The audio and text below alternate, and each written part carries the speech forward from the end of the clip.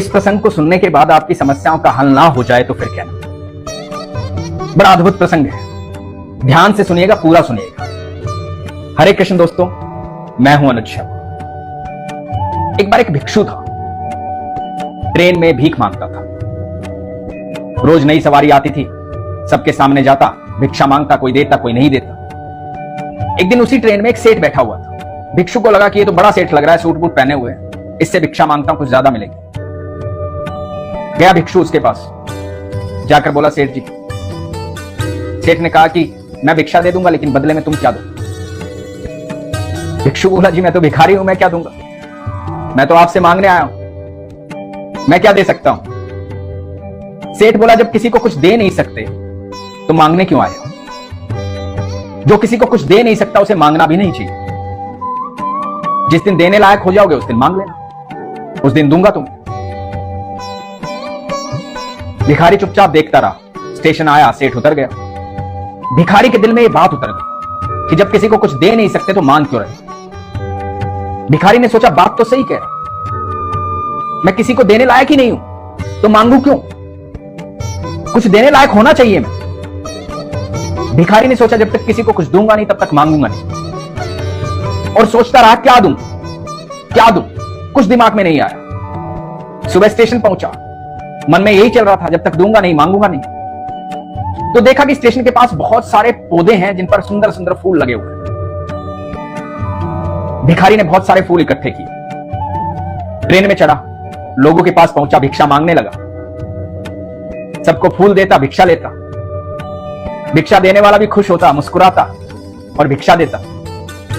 भिखारी ने देखा कि मैं लोगों को फूल देता हूं और लोग मुझे भिक्षा ज्यादा दे रहे हैं, लोग मुस्कुरा भी रहे हैं, खुश भी हो रहे हैं। ये तो उस सेठ ने सही बात कही थी, लेने के लिए देना पड़ता है। बड़ी अद्भुत बात थी। तो ऐसे ही सिलसिला चल रहा था। एक दिन फिर ट्रेन में चढ़ा और उसने देखा वही सेठ बैठा हुआ है। सेठ के पास पहुंचा, कई दिनों से इंतजार कर रहा था कि सेठ आएगा तो उसको बोलूंगा। पहुंचा सेठ के पास, सेठ को बोला कि आज मेरे पास देने के लिए है, ये लीजिए फूल और मुझे भिक्षा दीजिए। सेठ ने मुस्कुराते हुए उसे कुछ पैसे दे दिए और सेठ ने कहा कि वाह, बहुत अच्छा काम किया तुमने, अब तुम भिखारी नहीं रहे हो, व्यापारी बन गए हो। भिखारी फिर सेठ की तरफ देखता रह गया। सेठ का स्टेशन आया, चला गया। भिखारी ट्रेन से उतरा, आसमान की तरफ देखा, जोर जोर से चिल्लाने लगा कि मैं भिखारी नहीं हूं, व्यापारी हूं, भिखारी नहीं हूं, व्यापारी हूं, भिखारी नहीं हूं, व्यापारी हूं। आते जाते लोग देख रहे थे, हंस रहे थे कि पागल हो गया। भगवान को धन्यवाद कर रहा था कि भगवान, भिखारी नहीं हूं, व्यापारी हूं। 2 साल बाद स्टेशन पर 2 लोग खड़े थे, सूट बूट पहने हुए। पहले व्यक्ति ने दूसरे की तरफ देखा और कहा कि पहचाना? तो दूसरे व्यक्ति ने हाथ मिलाया और कहा कि हम शायद पहली बार मिल रहे हैं। तो पहले व्यक्ति ने कहा कि नहीं, हम तीसरी बार मिल रहे हैं। तो दूसरे व्यक्ति ने कहा कि हम पहले कब मिले? तो पहले व्यक्ति ने कहा कि मैं ट्रेन में भिक्षा मांग रहा था और आपने मुझे सिखाया था कि जब तक देना नहीं जानते हो तब तक मांगना मत, पहले देना सीखो फिर मांगना। ये प्रकृति का नियम है। बीज बोओगे तभी पेड़ उगेगा, तब फल लगेंगे, तब आपको फल की प्राप्ति होगी। पहले देना सीखो। उसके बाद मैंने आपको फूल दिया, दूसरी बार मिला, आपने मुझे भिक्षा दी और आपने मुझे मेरा ज्ञान करवाया। आपने कहा कि मैं भिखारी नहीं, व्यापारी हूं। बस वो दिन था जहां मुझे ज्ञात हुआ कि ईश्वर ने मुझे इस धरती पर भेजा क्यों। उससे पहले मैं अपने आप को भिखारी ही समझता था, मुझे मेरा ज्ञान नहीं था। आपने मुझे वो ज्ञान दिया। मैंने पहले फूल तोड़ करके धीरे धीरे व्यापार शुरू किया, फिर अपनी क्यारी लगाई। आज मेरे बगीचे हैं, मैं फूलों का व्यापार करता हूं और ये शिक्षा आपने मुझे दी। दोस्तों, ये बड़ी अद्भुत बात है। भगवान आपको संदेशे भेजते हैं किसी न किसी के जरिए, आपको संदेशे समझ में आने चाहिए। जब भी आप मुसीबत में होते हैं तो यकीन मानना, मुसीबत की एक खासियत होती है, मुसीबत जब भी आती है तो हल साथ लेकर आती है। समस्या एक होगी, हल कई सारे होंगे। लेकिन समस्या की दूसरी खासियत यह होती है कि जब समस्या आती है तो दिमाग काम करना बंद कर देता है। वहां पर जब आप ईश्वर के बंदे होते हैं, संतुलित होते हैं, सरल होते हैं, भगवान पर विश्वास रखते हैं, तो आपका दिमाग काम करना शुरू कर देता है और आपको सारे हल दिखाई देने शुरू हो जाते हैं। आपके अंदर हमेशा स्थिरता और सहजता होनी चाहिए।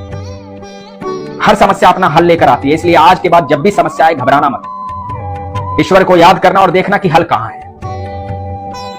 दूसरी बात, जो उस व्यक्ति ने कहा था, हमेशा देने की नियत रखो। जब आपकी देने की नियत होगी तो आपको खुद ब खुद प्राप्त होना शुरू हो जाएगा। यह प्रकृति का नियम। आपके अंदर देने का भाव होना चाहिए, आप यकीन मानिए। जब आपका देने का भाव होगा तो ईश्वर कभी भी आपको ऐसी स्थिति में नहीं आने देगा जहां आपको किसी के सामने हाथ फैलाने पड़े।